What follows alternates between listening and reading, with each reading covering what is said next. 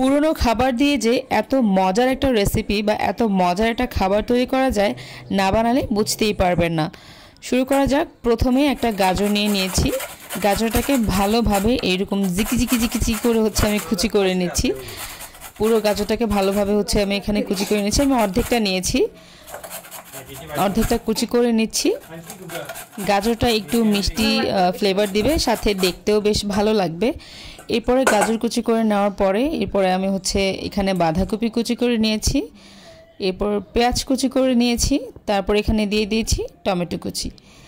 আমি যেটা করব, আমার দুইটা পরোটা আমার রয়ে গেছে, সকালে নাস্তা করার পর দুইটা পরোটা রয়ে গিয়েছিল। তো অনেক সময় এরকম একটা দুইটা থেকে যায়, ওগুলো শক্ত হয়ে যায়, কি করব বুঝতে পারি না। এগুলো শুধু এদিকে যায় একবার, ওইদিকে যায় একবার, যার কারণে তো সেদিন বিকালবেলা হচ্ছে আমি কি তৈরি করব মাথায় আসছিল না, যার কারণে পরোটাগুলোর দিকে তাকানোর পর একটা রেসিপি মাথায় এসেছে যে এরকম করে খাওয়া যায়, এটা মজাই লাগবে। তো আমি যেটা করেছি, পরোটাগুলোকে এরকম রোল করে আমি হচ্ছে এগুলোকে এরকম পিৎজা কাটার দিয়ে সুন্দর করে কেটে নিয়েছি। একটু নুডলস টাইপের একটা শেপ দিয়েছি, একটু মোটা স্প্যাগেটি টাইপের শেপ করে নিয়েছি।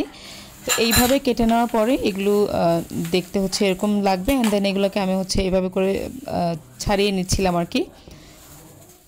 ছাড়িয়ে নেওয়ার পর মনে হচ্ছে একটু লম্বা লম্বা রয়ে গেছে, তো তারপরে মাঝখান থেকে আরেকটা হচ্ছে আমি এভাবে কাটা দিয়েছি। তো এগুলো এখন মোটামুটি একটু সাইজে এসেছে, মিক্স করতে আমার অতটা অসুবিধা হবে না। এখন একটু ঝুরি ঝুরি টাইপের করে নিয়েছি। তো এটা এখন বেশ ভালোভাবেই হচ্ছে আমার সবজিগুলোর সাথে মিশে যাবে। এখন হচ্ছে আমি যে সবজিগুলো রেখেছিলাম সেগুলোর সাথে পরোটাটা দিয়ে দিচ্ছি। এরপরে এখানে ধনেপাতা কুচি করে দিয়েছি, কাঁচামরিচ কুচি দিয়েছি, বেশি করে ধনেপাতা দিচ্ছি, দিয়ে তারপর এগুলোকে হচ্ছে একদম ভালোভাবে হচ্ছে আমি মিশিয়ে নেব। সামান্য একটু পুদিনা পাতাও দিয়েছি ফ্লেভারটা একটু চেঞ্জ হওয়ার জন্য। দেন এখানে হচ্ছে আমি মেয়োনিজ দিচ্ছি, কারণ মেয়োনিজ ছাড়া তো কোনো কিছুই আসলে মজা লাগে না। যে কোনো খাবারে হচ্ছে আপনি মেয়োনিজটা দিবেন, সস দিবেন, দেন এটা টেস্টটাই চেঞ্জ হয়ে যাবে, একটু চটপটা টাইপের হয়ে যাবে আর কি। দেন এখানে আমি একটু সামান্য দইও দিয়েছি, আমি মিষ্টি দই। দেন হচ্ছে আমি এখানে হচ্ছে একটু টমেটো সস দিয়েছি বেশ খানিকটা। তারপর ভালোভাবে এটাকে আমি হচ্ছে মিক্স করে নিচ্ছি। এটা খেতে অনেকটাই সালাদের মতো, কিন্তু পরোটাটার কারণে একটু ভারী নাস্তা হয়ে যাবে এটা। তো বেশ মজা করে খেয়েছে আর কি সবাই।